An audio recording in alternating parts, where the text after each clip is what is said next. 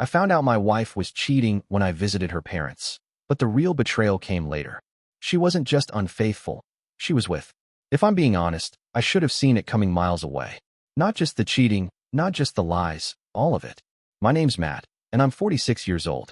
I grew up in a town most people only pass through, Glenville, Ohio, the kind of place with one gas station, 2 churches, and not much else. I met Lisa at a summer bonfire by the river when we were both barely 20. She wore a denim jacket covered in patches, had this laugh that made you feel like you belonged just by standing next to her. We got married 2 years later. Started out renting a tiny apartment over the hardware store and worked our way up to a 3-bedroom ranch on the edge of town. Things were good. Not perfect, but good. Or so I thought. About a month ago, Lisa's parents invited us up to Traverse City, Michigan, for the weekend. They had this little lake cabin they liked to show off to anyone who would come visit. Lisa insisted I come along, said it was important, that her dad hadn't been feeling well lately. So I packed up the truck, filled a cooler with sandwiches, and we hit the road. It was supposed to be a nice visit. Supposed to be. First sign something was off. Lisa rode most of the way up staring at her phone, smiling at texts she didn't bother to hide. When I asked her who she was talking to, she shrugged and said it was just Melissa from work. The shrug wasn't what got me. It was the way she said it. Fast. Automatic. Like she'd practiced it. But you know how it is, you don't want to believe it. Not when you've built a life with someone. So I shoved that thought down deep and kept my eyes on the road, telling myself I was just tired. Just imagining things. We pulled into her parents' place around noon. Big hugs, lots of smiles, burgers on the grill. Lisa disappeared inside almost immediately to help her mom with the kitchen stuff, but stayed gone for the better part of an hour. Her dad and I sat on the porch, nursing beers and swapping the same tired fishing stories we'd been telling for years. I should have been happy. Should have been soaking in the sun, the sound of the lake lapping against the rocks. Instead, I felt that old, unwelcome feeling creeping up my spine. The feeling that something was moving under the surface, something I wasn't supposed to see. It's funny how your brain protects you sometimes. How you can live in a house full of smoke and convince yourself it's just a little fog. I didn't know it then, but that weekend wasn't going to be about reconnecting with family, or making memories, or any of that wholesome nonsense we tell ourselves when we're too stubborn to admit the truth. It was going to be the weekend everything fell apart. And buddy, it fell apart loud. After dinner, I noticed Lisa slipping outside with her phone clutched tight in her hand. I was inside talking with her mom about some landscaping project they were proud of, feigning interest, nodding at pictures of rocks and flower beds, when I caught a glimpse of her through the kitchen window, standing at the edge of the driveway, head down, laughing, not smiling politely the way you do with coworkers. Not the tight, obligatory chuckle you give a family friend. No, this was the real laugh, the one I hadn't heard in a long time, the one that used to belong to us. I watched her through the glass. I knew, right then, that whoever was on the other end of that call wasn't Melissa from work, and that maybe, just maybe, I hadn't been crazy these past few months after all. When she came back inside, cheeks flushed, she tried to act like nothing happened. I could have called her out right then and there, could have made a scene, but I didn't. Instead, I tucked the knowledge away, somewhere deep inside my chest, next to all the other disappointments I'd collected over the years like pennies in a jar. Later that night, when we were getting ready for bed in the cramped guest room, twin beds, faded quilts, the whole Norman Rockwell package, Lisa was quiet. Too quiet. She kissed me goodnight on the cheek like a mother kissing her kid after a bedtime story and turned her back to me without another word. I lay there in the dark staring up at the wooden ceiling beams, feeling like the dumbest man in Michigan. The next morning, I woke up early. I needed some air, needed to clear my head before I did something I couldn't take back. I slipped out the front door with a cup of coffee and walked down toward the dock. That's when I saw it. Lisa, standing next to a man I didn't recognize. Tall, wearing a black hoodie and sunglasses like he thought he was in a bad Netflix show about secret agents. They were standing close. Too close. His hand brushed her arm, and she didn't flinch. She leaned into it. They weren't family. They weren't friends. And they sure as hell weren't strangers. I froze. My first instinct was to turn around, pretend I hadn't seen it, save myself the humiliation. But some stubborn, wounded part of me stayed rooted there, forcing myself to watch to know. And that's when it hit me. She hadn't just been lying. She hadn't even bothered to lie well. I stood there on the dock, hidden behind an old row of lilac bushes her dad had planted years ago, watching my wife, laugh like a teenager with some stranger. It was the kind of laugh I hadn't heard directed at me in a long, long time. I don't know how long I stood there. Long enough for the coffee to go cold in my hand. Long enough for my heart to turn from hurt to something else, something harder. I could have confronted them right there. Marched down the dock like a man in a movie and demanded answers. But life isn't a movie. And the truth is, when betrayal sucker punches you, you don't go charging in like a hero. You freeze. You absorb the hit first. You take inventory of just how deep the knife went. When Lisa finally hugged the guy, a full, lingering hug like they'd practiced it 100 times, I turned and walked back to the house. Inside, her parents were bustling around making breakfast, chatting like nothing was wrong. I stood there for a second, feeling like a ghost in my own life. Then I went up to the guest room, grabbed my keys off the nightstand, and quietly headed for the truck. And wouldn't you know it? Just as I was pulling out of the driveway, Lisa came walking up the gravel path, waving like she hadn't just been caught with another man's arms around her. "Where you headed?" she asked, too cheerful, voice just a little too high. I rolled the window down halfway, met her eyes, thinking I might take a drive. "Without saying goodbye," she teased, stepping closer. I shrugged. "Figured you'd be busy."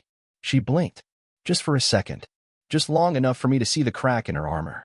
Then she smiled tight, forced, and leaned against the door. "You're being weird," she said. "No," I said calmly, feeling the anger coil low in my gut. "I'm just finally paying attention." She stood there, staring at me, searching for something, a crack, a weakness. And for the first time in a long time, I didn't give her anything to find. I drove off, leaving a cloud of dust behind me, and didn't look back. But I wasn't done. Not by a long shot. If Lisa thought she could play me for a fool, she was about to find out that I wasn't the same guy who used to beg her to stay. Not anymore. I didn't drive far, just down to the little town diner we used to eat at when we were still too broke to afford takeout. I parked in the gravel lot, sat there with the engine running, staring at the cracked windshield, thinking about everything that had just shattered inside me. For a while, I let myself imagine doing the smart thing, packing up, walking away, cutting her loose like deadweight. But then another thought crept in, something sharper, something meaner. She wasn't going to get away clean. Not this time. I turned the truck around and headed back. When I pulled into the driveway, Lisa was sitting on the front porch, arms crossed, face tight. Like I was the one who had explaining to do. I killed the engine, got out, and walked up the steps. She opened her mouth, but I beat her to it. "Who is he?" I asked, voice steady, almost bored. She blinked. Swallowed. "What are you talking about?" "You know exactly what I'm talking about." There was a beat of silence, just long enough for the wind to whistle through the trees. Then she laughed. An ugly, defensive sound. "You're being ridiculous." "It was just a friend." "A friend," I repeated, nodding like I was taking notes in my head. "From where?" She shrugged. "Work." Funny how quick that answer came. Too quick. I smiled, not kindly, and said, "You don't work weekends." "Never have." For the first time, her confidence cracked. It was small, just a flicker in her eyes, but it was enough. I pressed in. "Tell me, Lisa, does your friend know you're married? Or is he under the same delusion I was for the past 6 months?" Her face twisted into something mean. "Don't you dare turn this around on me. You've been checked out for years, Matt. Years. I needed someone else to make you feel special?" I cut her off, voice low. "Because God forbid marriage get hard for a minute." She flinched like I'd slapped her, and for a second I felt bad. But only for a second. "You don't get to play the victim," I said. "Not today." She crossed her arms again, holding herself together by sheer force of will. "You don't understand." "No," I agreed. "I don't. And I don't think I want it anymore." I turned and walked into the house, leaving her standing there on the porch, breathing hard like she'd just run a race she didn't even know she'd entered. Inside, I sat down at the kitchen table, feeling the weight of it all settle over me. The years, the memories, the pieces of a life I'd spent building while she quietly dismantled it behind my back. And somewhere, underneath all the anger, all the hurt, there was something even worse. A hollow kind of relief. Because now, at least, I finally knew the truth. I stayed at the kitchen table, staring at the deep scratches worn into the wood from years of use, from fights over bills, from nights doing taxes, from all the little ordinary moments that felt heavy now in hindsight. Everything ordinary felt different. Like the house itself was rejecting me. That was when my phone buzzed, a sharp, jarring sound in the thick, silent air. I almost let it go to voicemail, half expecting it to be Lisa, spinning another story I didn't want to hear. But when I checked the screen, it wasn't her. It was Nate.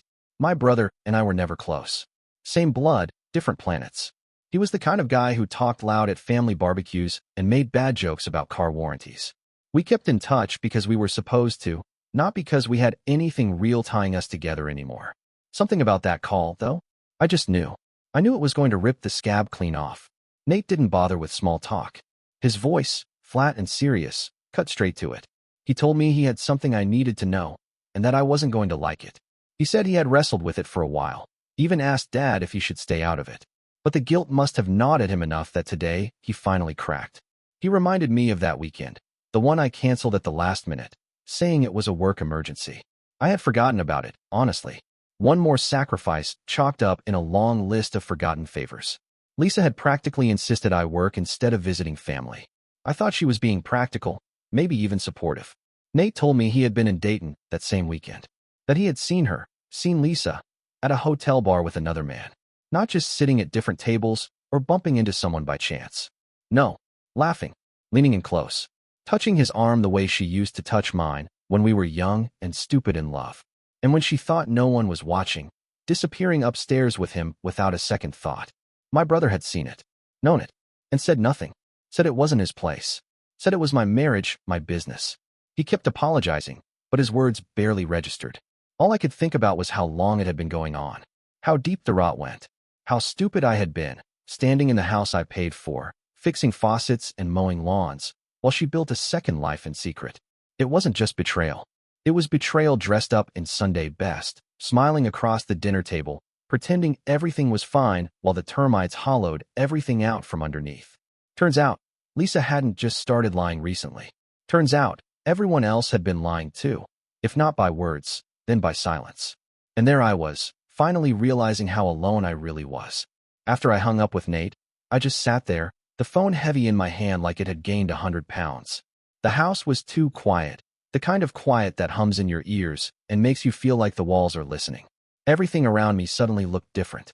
The photo frames on the mantel, the old jacket Lisa had left draped over the back of a chair, even the half-dead plant by the window she used to water once in a while when she remembered.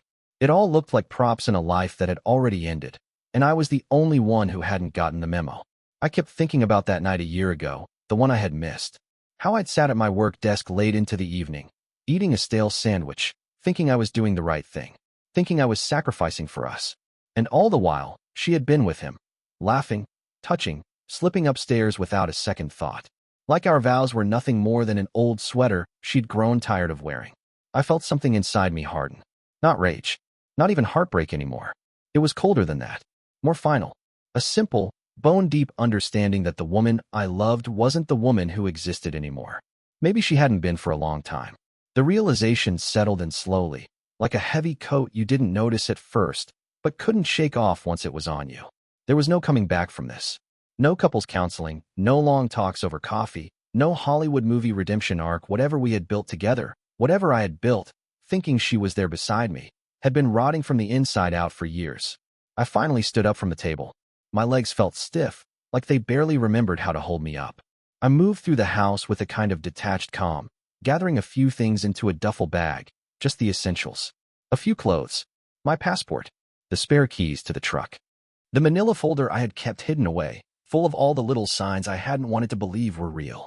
I didn't pack much, because the truth was, there wasn't much left here worth taking. Outside, the sky had darkened. Thick, low clouds rolled in from the west, heavy and swollen, threatening rain. The kind of sky that feels like it's pressing down on the whole earth, like it's about to crush everything flat. It felt fitting, somehow. The storm had been coming for a long time, and now it was finally here. I didn't pack much. Just a duffel bag tossed into the bed of the truck like I couldn't stand the thought of touching anything that had lived too long inside that house.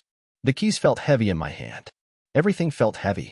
The rain was coming down sideways, thick and wild, but I didn't wait. I started the engine and backed out, tires spitting gravel across the driveway. I didn't look back. There was nothing there worth seeing anymore. The town blurred past me, a smear of familiar shapes I barely registered. The diner where we used to sit for hours pretending we had all the time in the world. The high school bleachers where I once asked her to marry me with a ring that barely cost $200. The streets where we had built a life, or at least tried to. They all slipped past like old ghosts waving from the edge of the storm. I didn't have a destination, only a need to move. A need to outrun the version of myself that had let this happen. When the road finally ran out into nothing but wet fields and broken fences, I pulled into a gas station that looked as tired as I felt. One lonely pump. A buzzing light over the door. A payphone hanging by a rusted cord like a memory nobody cared about anymore. I killed the engine but didn't get out. Just sat there with the rain hammering the roof, watching it all puddle on the cracked asphalt. The phone in the console stayed silent. No missed calls. No apologies. No promises. And that silence hurt in a way I hadn't been ready for. Because it wasn't anger or regret she sent me. It was nothing. She wasn't chasing me. She wasn't sorry. She had already let me go long before I found the strength to leave. The truth settled in slow and heavy, coiling around my ribs like a chain. I had been fighting for something that only existed in my head. I stayed in the truck until the rain eased into a mist. The world outside faded into gray. I wasn't thinking about revenge. I wasn't thinking about forgiveness. I was just trying to remember what it felt like to belong to myself. Whatever came next, however rough, however empty, it would be mine to face. Not hers. Not ours. Mine. I didn't go home. Home wasn't home anymore. Instead, I drove. Back roads. Empty stretches of highway where the only company was the hum of the tires on wet asphalt and the low thud of my own heart trying to keep pace with my thoughts. I didn't know what the plan was yet, but something inside me, something slow, patient, and dangerous, had already started forming one. I wasn't about to be the man left holding the wreckage while she walked away clean. At a gas station 2 towns over, I parked behind the building and pulled the manila folder from under the seat. Inside were the scraps and shadows I had gathered over months of suspicion. Receipts. Bank statements. Late-night ATM withdrawals she couldn't explain. Hotel charges on weekends she claimed were girls' trips. Small things, easy to dismiss if you wanted to. I had wanted to, but not anymore. I thumbed through them under the dim light of the truck's dome lamp, feeling something harden in me with each page. Proof that I hadn't been crazy. Proof that the gut feeling I had buried under hope and habit had been screaming the truth all along. It wasn't just betrayal. It was systematic, planned, carried out right under my nose with the kind of cruelty that doesn't happen by accident. I closed the folder and set it gently on the passenger seat, like it was something alive, something dangerous. Then I opened a new note on my phone, listing out everything I needed to do next. Bank accounts to lock down, lawyers to call, locks to change, names to remove, mistakes to erase. It wasn't about revenge. It wasn't about getting even. It was about carving her out of my life as cleanly and surgically as possible, the way you cut out an infection before it poisons everything else. There was no sadness now. No desperate hope that she would come running after me. That part of me had died back at that kitchen table, under the weight of a truth I couldn't unknow. All that was left was the work. The cold, necessary work of burning down the bridges she thought she could still walk across whenever it suited her. By the time the sun started to rise over the empty fields, I had a plan. And this time, she wasn't going to see it coming. When the sun broke through the rain clouds, I was already halfway to the bank. I didn't wait for the day to get warm or for my courage to catch up. Some things you have to do before you start second-guessing yourself. The manager knew me by name. Small-town perks. She smiled politely, probably assuming I was there for something normal, a wire transfer, a lost debit card. Something safe. She didn't know I was there to sever a life. I closed our joint accounts in less than 20 minutes. Every shared dollar, every bill tied to both our names, everything that had once been ours, I pulled it all into a new account under mine alone. Clean. Sharp. No emotion left to soften the blow. I didn't bother leaving a note for Lisa. No explanation, no warning. She had made her choices. This was me making mine. After the bank, it was the lawyer's office. I didn't ask for the biggest shark in town. I asked for the one who knew how to make things quiet, fast, and final. I had no interest in a long, bloody court battle. I just wanted her gone from my life like a tumor you don't discuss after surgery. By noon, I had locked down everything I could think of. Credit cards canceled. Utilities transferred. Mail forwarding requests submitted. Her name pulled from every document that still mattered. I even booked a locksmith to change the locks on the house before sunset. It felt mechanical at first, like following a checklist. But with every action, the anger inside me cooled, hardened into something cleaner. It wasn't about punishing her. It wasn't about winning. It was about survival. I had spent too long trying to fix something she had already abandoned. Now it was about saving what little was left of me. As I sat in the truck outside the locksmith's office, phone buzzing with confirmation emails, I allowed myself to imagine the moment she would find out. The disbelief, the anger, maybe even the fear of realizing she wasn't holding the cards anymore. But just as that small, bitter satisfaction started to settle in, my phone buzzed again, and this time it wasn't a receipt or a bank notification. It was a name I hadn't expected. A name that didn't belong to Lisa, or Nate, or anyone tangled up in the mess I thought I understood. It was a name that was about to pull me into something even worse. Because as bad as betrayal feels, it's nothing compared to betrayal layered under betrayal. And I was about to learn just how deep the rot really went. The name flashing on my phone stopped me cold. It wasn't Lisa. It wasn't my brother. It was Eric, a friend I hadn't thought much about lately, not since the early years when life was simpler and we all actually trusted each other. Eric was an old friend of mine, a fixture at our backyard barbecues, our late-night fire pits.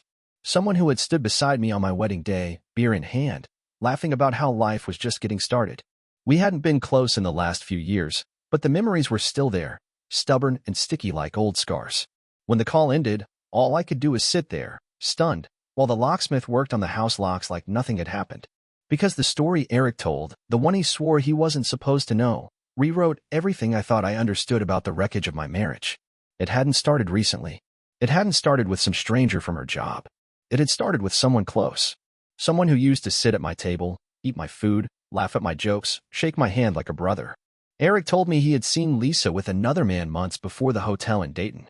A man who wasn't some new fling, but someone embedded deep in our lives. Someone I thought I could trust. Her first affair wasn't with a stranger. It was with my brother Nate. The world shifted sideways under me. The careful, mechanical calm I had built all morning cracked wide open. Nate, the same brother who had called me, full of apologies, full of guilt, pretending he was doing the right thing by warning me about Lisa's other man, was the one who had crossed that line first. And Lisa hadn't just betrayed me out of loneliness, or boredom, or some slow decay. She had made a choice. They both had. They had looked at everything we had built, every laugh, every fight, every late night fixing pipes and mowing lawns and planning for a future, and decided it was worth nothing. I didn't feel anger at first. I felt nothing. Just the slow, sinking recognition that I had been fighting for a life that had already been traded away behind my back long before I realized the walls were caving in. Everything after that, the secret phone calls, the hotel rooms, the distance that widened like a crack in glass, had been just echoes of a betrayal already completed. It wasn't just her. It was family too. And somehow, that part broke me in ways even Lisa never could. The locksmith finished his work and handed me the new keys, but I barely felt them land in my palm. The weight I carried now wasn't something a lock could fix. It would have been easy to let the anger take over. Easy to drive back to that house, pound on doors, throw accusations like grenades. Easy to scream, to demand answers from people who had already shown me who they were. But sitting there in the cab of my truck, the keys biting cold into my hand, I realized something simple and brutal. I didn't want answers. Not anymore. Answers wouldn't put the pieces back together. They wouldn't turn back the clock or erase the lies. They wouldn't make Lisa the woman she used to be, and they sure as hell wouldn't make Nate my brother again. What I needed was distance. Clean, irreversible distance. So I made my choice. That afternoon, I packed what little I still cared about into the truck. The old leather jacket my father gave me when I graduated high school, the photo album with the real memories, the ones before everything turned rotten. A few tools. The dog tags from my grandfather, who would have told me to stand up straight and cut my losses like a man. Everything else, the house, the furniture, the shared history, I left behind. Let them sort through the ashes if they wanted. I was done picking up pieces that weren't mine to carry anymore. Before I pulled away for good, I walked once around the house. Not to remember it. To say goodbye to the man who used to live there. The man who believed in promises. The man who thought loyalty meant something. He was gone now. All that was left was me. I left the new keys with the lawyer, along with instructions for the settlement papers. I wasn't interested in fighting over bricks and mortar. She could have it. She could have the walls soaked in broken promises. I was taking something better. My freedom. As I drove out of Glenville, the sky was split open with light, the last of the storm pulling away in the rearview mirror. I didn't know where I was headed. I didn't have a grand plan, some neat 5-year blueprint. I just knew one thing for sure. I wasn't running anymore. I was reclaiming something she could never take from me. The right to start over. On my own terms.